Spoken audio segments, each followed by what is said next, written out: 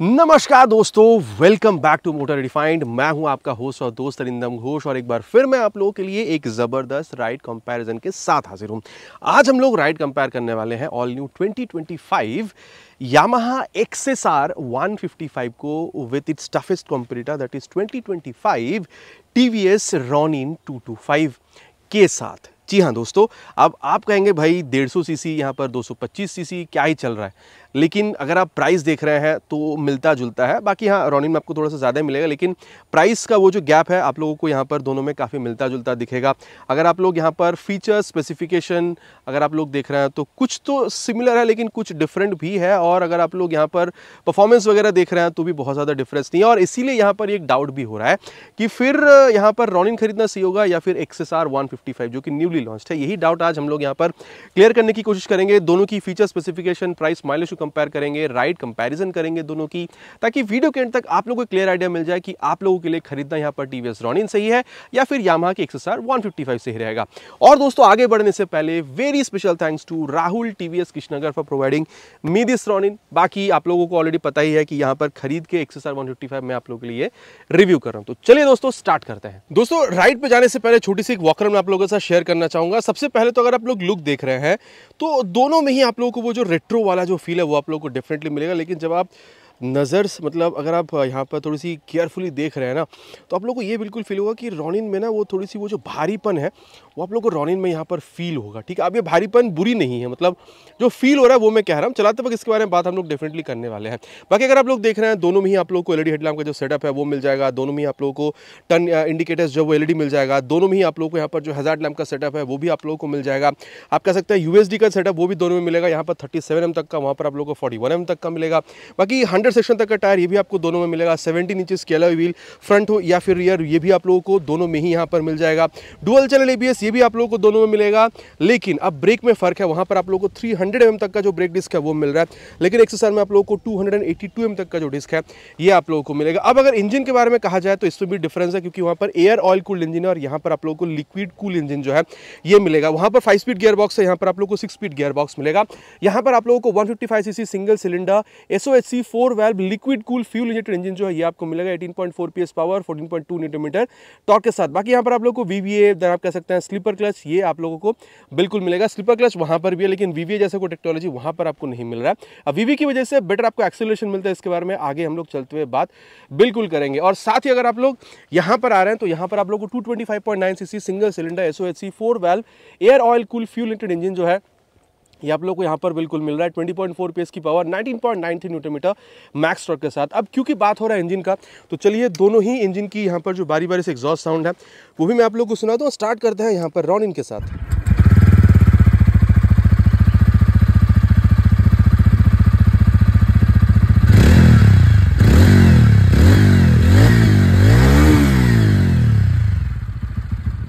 तो ये दोस्तों, आप लोगों ने यहाँ पर रॉनिन को सुन लिया है, और अब हम लोग यहाँ पर जो न्यू एक्सएसआर 155 है इसकी भी आवाज़ सुन लेते हैं।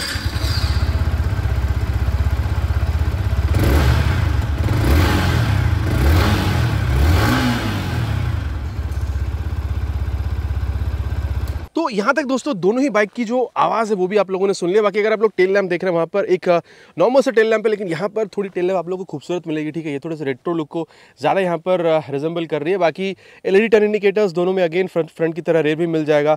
ये नंबर प्लेट ठीक है लगाने की जगह यहाँ पर आपको मिला, लेकिन वहाँ पर टायर अगर है जो यहाँ पर आप लोगों को मिल नहीं रहा है। ठीक है, अगर आप आफ्टर मार्केट जाके लगवा सकते हैं, लेकिन हाँ नॉर्मली आप लोगों को नहीं मिल रहा है। वहाँ पर आप लोगों को 130 सेक्शन तक का टायर बिल्कुल मिल जाएगा। यहाँ पर आप लोगों को 140 सेक्शन का जो टायर है ये आपको मिलेगा। वहाँ पर आप लोगों को 240mm तक का जो ब्रेक डिस्क है वो मिलेगा, जो कि यहाँ पर 220mm तक का जो ब्रेक डिस्क है ये आपको मिल रहा है। दोनों में ही आप लोगों को आप कह सकते हैं मोनोशॉक सस्पेंशन का जो सेटअप है ये आप लोगों को यहाँ पर बिल्कुल मिलेगा। और अगर आप लोग यहाँ पर इसकी साइड पोर्शन देख रहे हैं तो ये जो साइड गार्ड है ये आप लोगों को दोनों में मिल जाएगा। आप लोग देख सकते हैं ओपन इंजन सिस्टम ये भी आप लोगों को दोनों में मिल रहा है। बाकी मेन स्टैंड आप लोगों को रॉनिन में मिलेगा, जो कि एक्सएसआर में नहीं है। और side stand with side steering cut off sensor ये अगेन आप लोगों को दोनों में ही मिल जाएगा। यहाँ पर 5 स्पीड गियर बॉक्स है, वहाँ पर आप लोगों को 6 स्पीड गियर बॉक्स जो है ये आप लोगों को मिल रहा है। बाकी सीट हाइट अगर देखा जाए तो यहाँ पर 795 की है, यहाँ पर 810 mm तक की है तो डेफिनेटली 5'4" तक की हाइट, 5'5", 5'6" तक की हाइट यहाँ पर चाहिए रहेगा, नहीं तो आप लोगों को टिप टो ज़्यादा करना हो सकता है। बाकी यहाँ पर जो कुशनिंग वगैरह उसके बारे में आगे चलते हुए बात करेंगे। बाकी दोस्तों एक बात और है, यहाँ पर आप अगर देख रहे हैं सीट आपको थोड़ी सी छोटी मिलेगी व्हेन कंपेयर टू एक्सएसआर, लेकिन एक बात देखिए, पकड़ के बैठने के लिए पीछे यहाँ पर आप लोगों को ग्रैब हैंडल मिल रहा है जो आप लोगों को यहाँ पर अलग से एक्स्ट्रा पे करके खरीदना पड़ेगा। तो डेफिनेटली यहाँ पर ये आप लोगों को एक एडवांटेज मिला और इस वजह से छोटी छोटी चीज़ों की वजह से प्राइस भी यहाँ पर रॉनिन में आप लोगों को ज़्यादा पे करना होता है। रॉनिन में आप लोगों को 14 लीटर तक का मेटालिक टैंक मिलेगा, यहाँ पर आप लोगों को 10 लीटर का टैंक और ऊपर में आप लोगों को यहाँ पर ये आप कह सकते हैं फाइबर का मिल रहा है। बाकी दोनों में ही E20 इनेबल्ड है तो इंजन को आप E20 फ्यूल से भी रन कर सकते हैं, प्रॉब्लम नहीं होगा। और माइलेज अगर आप लोग देख रहे हैं यहाँ पर अप टू 45 और यहाँ पर आप लोग अप टू 38-40 तक यहाँ पर एक्सपेक्टेशन रख सकते हैं। बाकी अगर आप लोग देख रहे हैं तो वहाँ पर इंजन गार्ड ऑलरेडी लगाया गया, लेकिन यहाँ पर आप लोग इंजन गार्ड अलग से लगवाना पड़ेगा, मतलब क्रैश गार्ड की मैं यहाँ पर बात कर रहा हूँ, नॉट इंजन गार्ड, ठीक है। और अगर आप लोग यहाँ पर ग्राउंड क्लियरेंस देख रहे हैं, यहाँ पर 170, यहाँ पर 181 mm तक का आप लोगों को मिल जाएगा। जी हाँ, इस साल में 170 ही है, 120 नहीं, 120 मिनिमम है। जब आप बैठ रहे हैं उसके बाद 120 होगा। बाकी अगर वेट देख रहे हैं तो यहाँ पर एक खासा डिफरेंस है, 137 kg और यहाँ पर 160 kg, प्लस समझ रहे हैं काफ़ी बड़ा एक वेट का डिफरेंस आपको मिलेगा। बाकी हैंडल बार आप लोगों को दोनों में ही काफ़ी स्ट्रेट आप लोगों को मिल रहा है, वो थोड़ी सी और ऊँची है, इसके बारे में चलते हुए बात करेंगे। यहाँ पर आप लोगों को हाई बीम, लो बीम, पास लाइट, हॉर्न, टर्न सिग्नल और ये किल स्विच और साथ में यहाँ पर आप लोग को हजार्ड लैम्प का स्विच मिल रहा है। बाकी टैंक माउंटेड किक स्लॉट आप लोगों को यहाँ पर बिल्कुल मिल रहा है। और अगर मैं आपको ऑफ करके ऑन करके बताऊँ तो यहाँ पर ये सेंटर माउंटेड जो एक गोल शेप की आप लोगों को रेट्रो फील देती हुई यहाँ पर ये आप कह सकते हैं कंसोल ये आपको मिलेगा। आप कह सकते हैं स्पीडो, ओडो, टैको, गियर पोजिशन सेंसर, ठीक है, ये सारी चीज़ें मिलेगी। और वाई कनेक्ट आपको मोबाइल में डाउन इंस्टॉल के थ्रू ब्लूटूथ के साथ जोड़ने पर नेविगेशन आप डायरेक्ट इस्तेमाल नहीं कर पाएंगे, लेकिन कॉल SMS अलर्ट आप लोग यहाँ पर बिल्कुल इस्तेमाल कर पाते हैं। और बाकी रियर व्यू मिरर दोस्तों आगे चलाते हुए बात करेंगे इसके बारे में। यहाँ पर भी आप देख सकते हैं हाई बीम, लो बीम, पास लाइट का स्विच, टॉगल करने के लिए आई का बटन, टर्न सिग्नल और हॉर्न थोड़ी सी और ज़्यादा लाउडर है, स्टार्ट स्विच, किल स्विच और यहाँ पर 2 मोड आपको मिलेगा, अर्बन एंड देन आप कह सकते हैं रेन मोड स्विच आप यहाँ से कर सकते हैं। यहाँ पर भी हजार्ड लैंप और नीचे इंजन ऑन करने का स्विच। बाकी एग्जॉस्ट साउंड मैंने आप लोगों को यहाँ पर सुना दी है। एक और बात है, यहाँ पर आप लोगों को एक फ्लाई स्क्रीन मिलता है, वो अभी इंस्टॉल नहीं है, लेकिन अगर आप डिलीवरी लेते हैं तो वो इंस्टॉल करा कर दिया जाएगा। लेकिन यहाँ पर आप लोगों को करीबन 1,500 से 2,500 रुपये तक आप लोगों को अलग से पे करना होता है वो फ्लाई स्क्रीन के लिए। और अगर मैं आप लोगों को बताऊँ तो यहाँ पर ये सेंटर माउंटेड नहीं है, थोड़ी सी ऑफसेट पर है। और यहाँ पर भी आप लोग speed, auto, tacho, gear position sensor सब कुछ देख पाएंगे। बाकी ब्लूटूथ कनेक्टिविटी यहाँ पर भी आपको मिलेगा। स्मार्टेक्स कनेक्ट आपको मोबाइल में डाउनलोड इंस्टॉल करके थ्रू ब्लूटूथ अगर इसके साथ आप जोड़ते हैं तो turn button navigation, call SMS alert ये आप लोग यहाँ पर बिल्कुल इस्तेमाल कर पाते हैं। और साथ ही दोस्तों यहाँ पर भी अगर आप लोग देख रहे हैं तो मिरर आप लोगों को थोड़ा सा शेप में जो है डिफरेंस मिल रहा है, ठीक है। और अब अगर मैं आप लोगों को बताऊँ तो यहाँ पर प्राइस में जो डिफरेंस है वो आप लोगों को दिखेगा। यहाँ पर XSR में अगर आप लोग देख रहे हैं, मैं अपने हिसाब से जो मुझे यहाँ पर प्राइस पड़ी वो मैं आप लोगों को बता रहा हूँ 1,81,000, लेकिन यहाँ पर आप लोगों को 1,93,000 पे करना होगा। रॉनिन में तो करीबन 12,000 रुपये आप लोग यहाँ पर रॉनिन की टॉप मॉडल में ज़्यादा पे कर रहा है। मोटा मोटा बात हो चुका है, दोनों ही बाइक में क्या है नहीं है। चलिए अब चलते हैं राइड रिव्यू पर, अंदर समझने की कोशिश करते हैं कि दोनों में आप लोगों को चलते वक्त क्या फील डिफरेंस मिल सकता है। और दोस्तों अब यहाँ पर राइड कंपैरिजन की शुरुआत हम लोग XSR के साथ ही यहाँ पर करेंगे एंड देन हम लोग रॉनिन पर जाएंगे। सबसे पहले तो जैसे ही आप यहाँ पर सीट पर बैठ रहे हैं, 810 mm तक की सीट हाइट है और रेयर फिटेड फुट पैक है, बहुत ज़्यादा झुकना नहीं हो रहा है, ऑलमोस्ट अपराइट ही बैठ रहे हैं, लेकिन हैंडल बार काफ़ी चौड़ी है तो एक कंफर्टेबल राइडर पोजीशन मिल रहा है। स्पेस में कोई कमी नहीं है, seat is also quite comfortable, चाहे आप बैठ रहे हो या फिर आप पिलन के साथ भी क्यों ना राइड कर रहे हो, प्रॉब्लम नहीं होगा। लेकिन अगर आप हट्टे कट्टे इंसान है तो ग्रैब हैंडल के साथ अगर आप लोग पीछे बैकरेस्ट का यूज कर रहे हैं एज एन एक्सेसरीज तो आपको बेटर जो परफॉर्मेंस है, बेटर एक्सपीरियंस वो आप लोग को इस बाइक में से बिल्कुल समझ में आने वाला है। और स्टार्ट करते हैं फर्स्ट गियर, सेकेंड गियर। देखिए बाइक ऑन पेपर हल्की लगती है, चलाने में भी आपको फील बिल्कुल हो रहा है, लेकिन स्टेबिलिटी में अभी तो इनिशियल जब आप देख रहे हैं कोई प्रॉब्लम आपको फील हो नहीं रहा है। और साथ ही अगर आप लोग देख रहे हैं तो यहाँ पर इनिशियल एक्सेलरेशन भी काफ़ी बेहतर है। सिर्फ इसमें नहीं, मैंने कल जब इसकी डिलीवरी ली थी तो पापा भी साथ में गए थे, तो उनके साथ भी जब मैंने चलाया तो एक्सेलरेशन में कोई प्रॉब्लम नहीं है, ठीक है। डेफिनेटली अगर आप 2 बंदे बैठ रहे हैं तो थोड़ा तो ये करेगी लेट, लेकिन उतना भी नहीं कि आप लोगों को लैग फील होना स्टार्ट हो जाए, ठीक है। So initial acceleration is very good. बाकी अगर आप देख रहे हैं तो स्लीपर क्लच जो है ये आप लोगों को यहाँ पर बिल्कुल मिल रहा है। और साथ ही अगर आप लोग देख रहे हैं तो यहाँ पर जो गियर शिफ्टिंग है आप या फिर डाउन में हल्का सा आपको एफर्ट यहाँ पर बिल्कुल पुट करना हो रहा है। बाकी यहाँ पर क्योंकि स्लीपर क्लच है तो वो भी एक बार टेस्ट करके मैं आप लोगों को बता दूं। ये देखिए 3 से 2 पे आके मैंने आराम से यहाँ पर जो क्लच है वो छोड़ दिया, लेकिन यहाँ पर RPM रिलीज हुई है, लेकिन रियर टायर लॉक स्लिप वैसा कुछ भी नहीं है, तो काफी अच्छी तरीके से यहाँ पर एक काम भी कर रही है। और साथ ही क्योंकि स्लीपर क्लच है तो यहाँ पर ये काफी सॉफ्ट भी आपको बिल्कुल फील हो रही है क्लच। बाकी ये बात क्योंकि कर रहे हैं यहाँ पर ये स्लीपर क्लच गियर, ठीक है, आप कह सकते हैं क्लच के बारे में। तो चलिए अब इसकी जो एक्सेलरेशन टेस्ट है उसको भी कंप्लीट करते हैं, देन परफॉर्मेंस के बारे में आगे बात करते हैं। Again slow launch, 60 crossed, cross 90, 100 crossed, VV activate हो चुका है। 5th गियर पे डाल दिया हमने, लेट्स सी। इस साइड में विंड ब्लास्ट थोड़ा कम है ऑपोजिट साइड के मुकाबले। 120 तक तो पहुंच जाती है बराबर, उसके बाद यहां पर थोड़ा टाइम ये ले रही है। मेरा वेट भी ज्यादा है, उसको भी कंसीडर करना पड़ेगा। और फिर बात वही है, लेकिन देखिए स्पीड की जहां तक बात है तो 5th गियर तक आके अगर आप लोग 100 तक भी खींच रहे हैं, यहां पर भी आप लोगों को बहुत ज्यादा कोई प्रॉब्लम जो है वो फील नहीं हो रहा है। वाइब्रेशन इनफैक्ट अगर आप 105 तक 10 तक भी जाएंगे तो भी आपको बहुत ज्यादा वाइब्रेशन फील नहीं होगा। स्टेबिलिटी में आप लोगों को कोई कमी फील नहीं हो रही है। लेकिन हाँ, इस तरीके से हाईवे पे अगर आप लोगों को क्रूज करना है तो मैं कहूंगा 100-105 तक एक कंफर्टेबल क्रूजिंग स्पीड जो है वो इसकी बिल्कुल आप मानकर चल सकते हैं। अगेन मैं कहूँगा स्टेबिलिटी में कोई प्रॉब्लम मेरे हिसाब से आप लोगों को नहीं होना चाहिए। और अगर मैं आप लोगों को बताऊं यहाँ पर माइलेज के बारे में तो 40 से 45 के बीच में आप लोग एक्सपेक्ट कर सकते हैं। देखिए दोस्तों, एक बात है, यहाँ पर 1st, 2nd, 3rd गियर में थोड़ी सी शॉर्ट गियर आपको फील हो सकती है, लेकिन once you reach 4th gear उसके बाद आप लोग के बार बार गियर चेंज करने को नहीं कहेगी। और सीरीज पे अगर आप लोग 50, 60, 70 तक की भी स्पीड पर है, 4th गियर आप लोगों को इनफ यहाँ पर एक आप कह सकते हैं गियर साबित हो सकता है। आप लोगों को 5th और 6th गियर पे जाने की जरूरत भी नहीं पड़ेगी। लेकिन डेफिनेटली अगर आप लोग 6th गियर में जाते हैं, इस तरीके से हाईवे पे राइड करते हैं, तो एक स्मूथर एक्सपीरियंस ये आप लोगों को यहाँ पर बिल्कुल निकाल कर दे सकती है। और दोस्तों XSR को यहाँ पर कंपेयर करते हैं विद Ronin 225। देखिए सीट की जो लेंथ है थोड़ी सी कम है, लेकिन यहाँ पर ग्रैब हैंडल दिया हुआ है, तो ये एक बेटर पार्ट कंपनी ने करी है।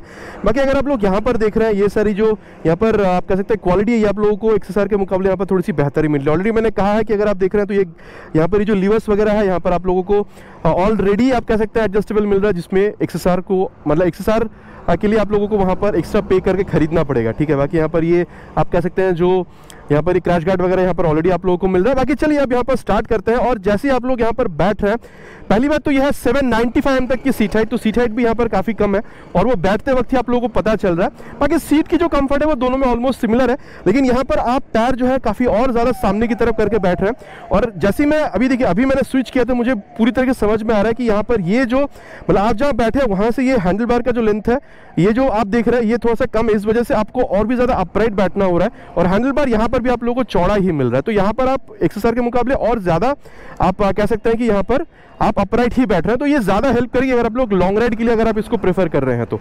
ठीक है, और देखिए यहाँ पर भी अगर आप देख रहे हैं तो पिलियन के लिए स्पेस ठीक ठाक है, बहुत ज्यादा तो नहीं लेकिन ठीक ठाक ही मैं कहूंगा। और XSR में स्पेस यहाँ के मुकाबले थोड़ा सा ज्यादा आप लोगों को मिल जाएगा। और चलिए अब यहाँ पर स्टार्ट करते हैं। और ये 2nd गियर, 3rd गियर, देखिए इनिशियल में मैं कहूंगा क्योंकि XSR का वेट काफी कम है, ठीक है, तो वो शायद आप लोगों को इनिशियल में थोड़ी सी बेहतर फील हो सकती है। बाकी इसकी जो एक्सीलरेशन टेस्ट है वो जब आप देखेंगे तो आपको पता चल ही जाएगा। बाकी यहाँ पर भी आप लोगों को स्लीपर क्लच जो है वो मिलता है, तो उसको यहाँ पर भी एक बार टेस्ट कर ही लेते हैं। ये 70 पे ले जाके 3 से ले जाके 2 पे हमने डाल दिया। यहाँ पर भी RPM इंक्रीज हुई है, लेकिन रियर टायर लॉक स्लिप ऐसा कुछ भी यहाँ पर भी आपको देखने में मिल नहीं रहा है। तो दोनों ही बाइक में आप कह सकते हैं कि जो स्लीपर क्लच है वो काफी बढ़िया तरीके से आप लोगों को काम करती हुई नजर आएगी। और यहाँ पर भी स्लीपर क्लच होने की वजह से क्लच जो है आप लोगों को काफी सॉफ्ट ही मिल रहा है। लेकिन हाँ, अगर आप गियर देख रहे हैं तो XSR के मुकाबले यहाँ पर ये ज्यादा सॉफ्ट आपको फील होगा। ठीक है, और चलिए अब यहाँ पर जो एक्सेलरेशन टेस्ट है उसको कंप्लीट करते हैं, देन जो परफॉर्मेंस है उसको हम लोग यहाँ पर एनालिसिस करेंगे XSR के मुकाबले यहाँ पर क्या चीज आप लोगों को मिल रहा है। We'll start the acceleration test with 3 horns.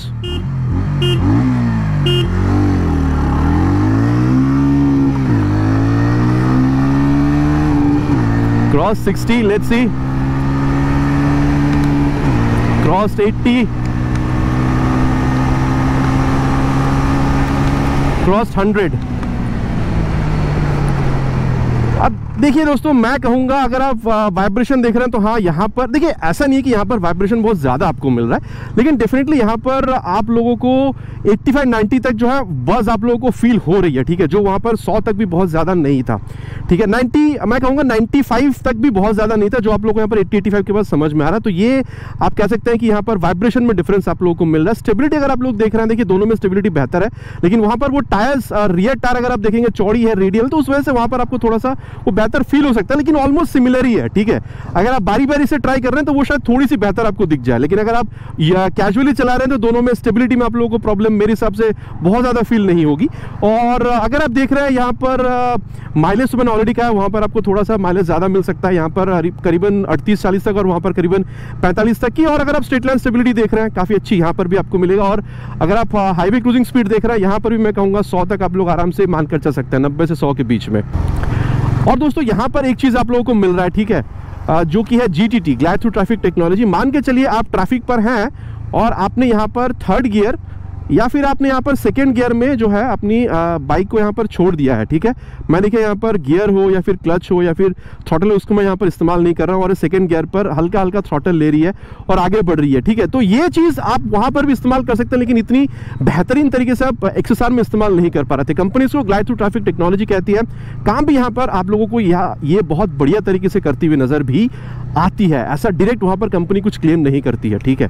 बाकी दोस्तों ये जब आप क्लच थ्रॉटल गियर बार बार ट्रैफिक पर यूज़ कर रहे हैं तो माइलेज घटती है। इस तरीके से अगर आप यूज़ करते हैं तो माइलेज भी काफ़ी हद तक यहाँ पर आपको मेंटेन होता हुआ नजर आता है। देखिए दोस्तों सीधी सी बात है, अगर आप इनिशियल स्पीड देखेंगे वहाँ पर थोड़ी सी बेहतर मिलेगा, अगर आप मिड रेंज देखेंगे तो दोनों में आपको सिमिलर मिलेगा, टॉप एंड भी दोनों में आप लोगों को सिमिलर मिलेगा। XSR क्योंकि उस पर वेट हल्का है, ठीक है, और पावर में देखिए बहुत ज़्यादा दोनों में तो कमी, मतलब दोनों में बहुत ज़्यादा गैप है नहीं। तो मैं कहूँगा XSR हल्की सी, शायद आप यहाँ है तो XSR आपको वहाँ मिलेगा, तो इतनी सी गैप हो सकती है। ऑलमोस्ट सिमिलर परफॉर्मेंस वहाँ पर भी मिलेगा, लेकिन इनिशियल XSR थोड़ी सी बेहतर आपको फील हो सकती है। और दोस्तों अब जिस बारे में बात करेंगे वो है इस बाइक की ब्रेकिंग। सबसे पहले तो इसको ले चलेंगे अराउंड 70 के आसपास और ये 70 पे ले जाके फ्रंट ब्रेक, पीछे देखकर ही ब्रेक किया है, कोई था नहीं। वैसे देखिए ABS यहाँ पर इंक्लूड नहीं करी है, लेकिन हाँ मेरे पास R15 थी, वो सेमी सेटअप यहाँ पर भी है, तो जब आप प्रॉब्लम होगा तो इंक्लूड करेगी। और अभी आप लोगों को जितना यहाँ पर आप लीवर खींच रहे हैं उतना ही आप लोगों को बेहतर यहाँ पर जो रिस्पॉन्स है वो आप लोगों को मिल रहा है। तो यहाँ पर कोई प्रॉब्लम मेरे हिसाब से आप लोगों को नहीं होनी चाहिए। फ्रंट ब्रेकिंग के हिसाब से अगर देखी जाए तो काफ़ी अच्छा खासा रिस्पॉन्स ही आप लोगों को मिल रहा है, लेकिन झट से नहीं रोक रही है। और रियर ब्रेक को भी प्रेस करते हैं करीबन 65 पे ले जाकर और 66 पे ले जाकर रियर ब्रेक। देखिए रियर ब्रेक 220 mm की है, फ्रंट में 282 mm का था। रियर ब्रेक इस प्रोग्रेसिव नेचर की है, ठीक है। वहाँ पर आप जब रियर ब्रेक प्रेस कर रहे हैं तो हल्का सा स्पीड स्लो डाउन कर रही है, झट से रोक नहीं दे रही है। जैसे वूमन हर बाइक में मैं कहता हूँ प्रोग्रेसिव नेचर की, वही आपको यहाँ पर भी मिल रहा है। लेकिन बेस्ट ब्रेकिंग होता है अगर आप लोग रियर के संग संग बाद फ्रंट का इस्तेमाल कर रहे हैं। और चलिए वो भी एक बार देख लेते हैं। ये देखिए रियल लाइफ कंडीशन है, ठीक है। 60 के अब जाके मैंने यहाँ पर रियर के संग संग बाद फ्रंट को प्रेस करा। जिस तरीके से डायनामिक्स से बाइक का ब्रेकिंग आप लोगों को काफ़ी अच्छा खासा यहाँ पर मिल जाएगा, ठीक है। देखिए पैनल्स में अगर आप देख रहे हैं तो यहाँ पर थोड़ी सी आप लोगों को चीज़ मिल सकती है, मैंने ऑलरेडी राइड रिव्यू के दौरान बताया था, लेकिन खूबियाँ जो है डायनामिक्स में आप लोगों को यहाँ पर बिल्कुल समझ में आने वाला है। तो ओवरऑल ब्रेकिंग अगर आप देख रहे हैं मेरे हिसाब से आपको शिकायत नहीं होनी चाहिए। अगर आप यहाँ पर ब्राइटनेस देख रहे हैं तो स्क्रीन में आप लोगों को प्रॉपर दिख रहा है, और यहाँ पर इसकी जो लंबाई चौड़ाई वगैरह उस वजह से आप लोगों को यहाँ पर देखने में कोई प्रॉब्लम फील नहीं हो रही है। यहाँ पर कोई प्रॉब्लम आपको नहीं हो रहा है। इनफैक्ट रात के टाइम पर भी अच्छा खासा ब्राइटनेस आप लोगों को मिल जाएगा। और दोस्तों अब जिस बारे में बात करेंगे वो है इस बाइक की ब्रेकिंग। सबसे पहले यहाँ पर इसको ले चलेंगे 70 के आसपास, 75 पे ले जाके फ्रंट ब्रेक, पीछे देख कर ही ब्रेक किया है। देखिए मैं कहूँगा वेट ज़्यादा है, और देखिए वहाँ पर 282 थे, यहाँ पर 300 mm का ब्रेक है, लेकिन वेट भी यहाँ पर इसकी ज़्यादा है। तो फ्रंट ब्रेक का जो फील है मुझे मैं कहूँगा देखिए सिमिलर आपको शायद फील होगा, लेकिन अगर जैसे मैं अभी मतलब एक बार वहाँ पर पहले XSR जस्ट मैंने अभी इसको चेंज किया तो मुझे लगा कि XSR में थोड़ी सी बेहतर मिल सकता है आपको। ऑलमोस्ट सिमिलर है, बारी बारी से अगर आप देखेंगे तो XSR में हल्का सा बेहतर आपको फील हो सकता है क्योंकि वो हल्की है, ठीक है। और रियर जो ब्रेक है इसको एक बार ट्राई कर लेते हैं। ये 61 पे ले जाके रियर ब्रेक। अब सरप्राइजिंगली वहाँ पर 220 है, यहाँ पर 240। देखिए इन जनरल अगर आप देखेंगे फिर तो प्रोग्रेसिव यहाँ पर भी है, लेकिन XSR के मुकाबले अगर आप लोग देख रहे हैं तो यहाँ पर रियर ब्रेक जब आप प्रेस कर रहे हैं तो ये थोड़ा सा ज़्यादा रोक रही है स्पीड को, तो थोड़ी सी बेहतर मैं बिल्कुल कहूँगा XSR के मुकाबले अगर आप रियर ब्रेक देख रहे हैं तो। और इसको भी हम लोग रियर के संग संग बाद एक बार फ्रंट को प्रेस करके देखेंगे, वही 70 के आसपास और 70 पे ले जाके rear with front. Dual channel ABS होता है ना भाई, तो ब्रेकिंग करने में अलग ही कॉन्फिडेंस मिलता है। देखिए ओवरऑल मैं ब्रेक कहूँगा दोनों में आप लोगों को बहुत ज़्यादा डिफरेंस यहाँ पर फील नहीं हो रहा है, ठीक है। फ्रंट ब्रेक थोड़ी सी वहाँ पर बेहतर है, रियर ब्रेक यहाँ पर थोड़ी सी यहाँ बेहतर है, लेकिन अगर आप ओवरऑल देख रहे हैं तो दोनों में अगर आप रियर के संग संग बाद फ्रंट ब्रेक अप्लाई करते हैं जैसे मैंने अभी करके बताया तो आप लोगों को दोनों में बहुत ज़्यादा फर्क जो है समझ में नहीं आने वाला है। और अगर आप लोग यहाँ पर इसकी सस्पेंशन देखते हैं तो देखिए मैं आपको बिल्कुल बता सकता हूँ, इस तरीके से अगर आप लोग हाईवे पे राइड कर रहे हैं, high speed, top speed, cornering बहुत बढ़िया तरीके से आप कर सकते हैं। लेकिन जब आप गड्ढों पर जाएंगे तो आपको झटका लेना होगा, आपके हाथों पे, कमर पे, ठीक है, झटका आप लोगों को बिल्कुल मिलेगा, because suspension is on stiffer side. चाहे फ्रंट आप देख रहे हो, चाहे आप रियर ही क्यों ना यहाँ पर देख रहे हो, ठीक है। आप फ्रंट में यूएसडी और रियर में आपको मोनोशॉक मिल रहा है। तो ये था सस्पेंशन के बारे में। और इस तरीके से आप खेलने की कोशिश कर रहे हैं तो मैं बिल्कुल आपसे कह सकता हूं कि फ्रंट सस्पेंशन में से जो स्टिफनेस है वो आपको समझ में आएगा। बाइक जो हल्की है वो आपको समझ में आ रहा है, लेकिन हल्की होने के बावजूद अच्छा खासा आप लोगों को यहाँ पर ये स्टेबिलिटी दे रही है, हैंडलिंग आपको दे रही है, ऑलरेडी मैंने आप लोगों से कही है। और रियर व्यू मिरर जो है काफ़ी अच्छा खासा रियर व्यू आपको निकाल कर दे रही है, प्रॉब्लम आपको यहाँ पर नहीं होनी चाहिए। बाकी speedo auto tacho, gear position sensor, bluetooth connectivity सब कुछ आप लोगों को यहाँ पर मिल ही रहा है। बस मोबाइल चार्जिंग पोर्ट की कमी है, शायद नेक्स्ट अपडेट पे वो भी मिल जाए। अब देखिए मैं आप लोगों से ये बिल्कुल कहूंगा कि जिस तरीके से सिटिंग पोजीशन, एक्सीलरेशन, ब्रेकिंग आप लोगों को मिल रहा है, प्लस अगर आप लोग यहाँ पर ग्रैब हैंडल और बैकरेस्ट लगा लेते हैं, चाहे आप राइड कर रहे हो, पिलियन के साथ राइड कर रहे हो, आप सिटी राइड पे तो आप बिल्कुल इसको यूज कर ही सकते हैं। लेकिन कभी अगर लॉन्ग राइड बनाने, मतलब लॉन्ग राइड पर निकलने का इस तरीके से हाईवे पे प्लान हो भी गया ना, तो भी ये बाइक आप लोगों को बिल्कुल मदद करेगी, ऐसा मेरा मानना है। और अब जिस बारे में बात करेंगे दोस्तों वो है सस्पेंशन के बारे में। मैं कहूँगा देखिए सस्पेंशन यहाँ पर थोड़ी सी डिफरेंट आपको फील होगी। फ्रंट सस्पेंशन जो है वो आप लोगों को दोनों में, चाहे XSR देख रहे हो, चाहे आप यहाँ पर देख रहे हो, आप लोगों को दोनों में स्टिफर फील होगा और ऑलमोस्ट आप लोगों को सेमी फील होगा। लेकिन जब आप रेयर सस्पेंशन देख रहे हैं तो मैं कहूँगा XSR में थोड़ी सी ज़्यादा स्टिफ आपको मिलेगी। अब देखिए high speed, top speed, cornering, ठीक है, हाई मतलब इस तरीके से आप कह सकते हैं स्ट्रेट लाइन स्टेबिलिटी, दोनों में ही आप लोगों को काफ़ी अच्छा खासा मिल जाएगा। लेकिन जब आप गड्ढों पर जाएंगे ना, देखिए ऐसा नहीं है कि यहाँ पर आप लोगों को ये कम झटका देगी, ठीक है। अच्छा एक बार ये भी देख लीजिए, जब मैं सस्पेंशन के बारे में बता ही रहा हूँ आप लोगों को, यहाँ पर भी आप लोगों को मज़ा ही आ रहा है, आप कह सकते हैं यहाँ पर लीन करने में। लेकिन एक बात है, वहाँ पर वो जो डेल्टा बॉक्स और वो जो सस्पेंशन का सेटअप है वहाँ पर आपको थोड़ा सा अलग फील मिलेगा, ठीक है, लेकिन यहाँ पर थोड़ी सी अलग है। और देखिए जैसे मैं सस्पेंशन के बारे में आपसे कह रहा था कि अगर आप मतलब गड्ढों पर जा रहे हैं तो ये आप लोगों को झटका देगी, लेकिन XSR में जब आप जाएंगे तो उसमें झटका आप लोगों को ज्यादा झेलना पड़ेगा। तो ये था सस्पेंशन में डिफरेंस, जो कि यहाँ पर जब आप देख रहे हैं तो थोड़ा सा ज्यादा कंफर्टेबल मिल रहा है, ठीक है, XSR के मुकाबले। ओवरऑल फील की अगर बात करी जाए दोस्तों, तो जब इस तरीके से आप खेलने की कोशिश कर रहे हैं, यहाँ से भी आप लोगों को सस्पेंशन फ्रंट से वो जो स्टिफनेस है वो आप लोगों को डेफिनेटली यहाँ पर भी समझ में आ रहा है, यहाँ पर कोई दुराह नहीं है। ये फील भी आप लोगों को XSR जैसा ही यहाँ पर आप लोगों को मिल जाएगा। लेकिन हाँ, अगर आप यहाँ पर इसकी रियर व्यू मिरर देख रहे हैं तो यहाँ पर आप लोगों को रियर व्यू भी अच्छा खासा निकाल कर दे रही है। बाकी यहाँ पर ये ऑफसेट किया गया है। अगर आप कंसोल देख रहे हैं तो speedo auto tacho, gear position sensor यहाँ पर भी आप लोगों को मिल जाता है। यहाँ पर तो आप लोगों को as an accessories mobile charging port भी मिल जाता है। बाकी विंड स्क्रीन यहाँ पर लगा के दिया जाएगा, अभी इंस्टॉल नहीं है, डिलीवरी के टाइम पे इंस्टॉल हो जाएगा और वो एक्सेसरीज के अंदर इंक्लूडेड है, पैसा आपको एक्स्ट्रा पे नहीं करना होगा, ऑलरेडी मैंने आप लोगों से कही है। अब देखिए मैं कहूंगा अगर आप ओवरऑल फील देख रहे हैं तो यहाँ पर आपको डिफरेंट मिलेगा, हैंडलिंग आप लोगों को डिफरेंट मिलेगा और यहाँ पर आप ज्यादा अपराइट बैठ रहे हैं। स्पेस में कहूंगा वहां पर थोड़ी ज्यादा, लेकिन फिर भी अगर आप देखिए सिटीज में आप ट्रैवल करते हैं लेकिन आप लॉन्ग राइड को ज्यादा प्रेफर कर रहे हैं तो फिर मैं कहूंगा, इनफैक्ट अगर आप पिलियन के साथ भी देख रहे हैं तो यहाँ पर क्योंकि आप ज्यादा अपराइट बैठ रहे हैं, पैर भी आप लोगों की सीधी है, तो मैं कहूंगा यहाँ पर आप लोगों को थोड़ा सा बेहतर एक्सपीरियंस मिलेगा अगर आप लोग लॉन्ग राइड ज्यादा, अगर आप लोग डिस्टेंस यहाँ पर ट्रैवल कर रहे हैं तो। बाकी दोस्तों देखिए दोनों ही बाइक में क्या चीज़ है नहीं है, मैंने आप लोगों के साथ यहाँ पर डिस्कशन कर लिया। चलिए अब चलते हैं कंक्लूजन में, देन बात करते हैं कि फिर दोनों में से आपके लिए खरीदना यहाँ पर कौन सा बेहतर हो सकता है। और दोस्तों अबे सत्यवचन की घड़ी कंक्लूजन का समय कि फिर आप लोगों के लिए रॉनिन खरीदना सही होगा या फिर यामाहा की XSR 155। देखिए दोस्तों एक बात तो है, अगर आप लोग यहाँ पर बिल्ड क्वालिटी देख रहे हैं, ठीक है, तो मेटालिक चीज़ यहाँ पर आप लोगों को ज़्यादा मिल रहा है, वहाँ पर आप लोगों को फाइबर पार्ट ज़्यादा मिल रहा है, ठीक है। अब देखिए हैंडलिंग आप लोगों को दोनों में काफ़ी अच्छा खासा मिल जाएगा, इसमें बिल्कुल भी प्रॉब्लम नहीं है, ऑलरेडी मैंने राइड करते वक्त भी आप लोगों को कहा है। देखिए मैं कहूँगा अगर आपको एक इंजन ऐसा चाहिए जहाँ पर आप सिटी राइड कम कर रहे हैं लेकिन आप लॉन्ग राइड के लिए आप ज़्यादा प्रेफरेंस दे रहे हैं, आपको एक अपराइट राइडर पोजीशन चाहिए for better comfort during long rides, ठीक है, आप लोगों को यहाँ पर ब्लूटूथ कनेक्टिविटी, ठीक है, आप लोगों को चौड़े टायर्स, डुअल चैनल ABS, ये सारी चीज़ें आपको चाहिए और ऑयल कूलिंग से आप लोगों को प्रॉब्लम नहीं है। लेकिन हाँ, आप लोग अगेन कहूँगा आप लोग सिटी राइड से ज़्यादा लॉन्ग राइड के लिए बाइक ढूंढ रहे हैं, बजट अगर आप लोगों की यहाँ पर 1,80,90 तक है, मेरे ख्याल से आप लोगों के लिए रॉनिन 225 एक बढ़िया बाइक बिल्कुल है। और एक बात तो है कि ये जो 13,000 का गैप आप लोगों को मिल रहा है, 12-13,000 का, यहाँ पर एक्स्ट्रा एक्सेसरीज भी लगी हुई है, वो मैंने ऑलरेडी कहा है XSR के मुकाबले, इसलिए प्राइस यहाँ पर ज़्यादा हो रहा है। अब दोस्तों यहाँ पर XSR 155 पर आते हैं। देखिए आप सिटी राइड करते हैं, आप सिटी राइड ज़्यादा करते हैं, आप ओकेशनल लॉन्ग राइड्स पे निकलना चाहते हैं, जहाँ पर जैसे मैं ही अगर अगर मैं अपना एक्सपीरियंस बताऊँ तो मतलब मेरी यहाँ पर जो नीड है कि मुझे 6 speed gear box liquid cool चाहिए, ठीक है, ताकि इंजन की लॉन्जिविटी या फिर एक देखिए एक ये साइकोलॉजिकल फैक्ट भी है और देखिए ये सही भी है, नॉट ओनली साइकोलॉजिकल।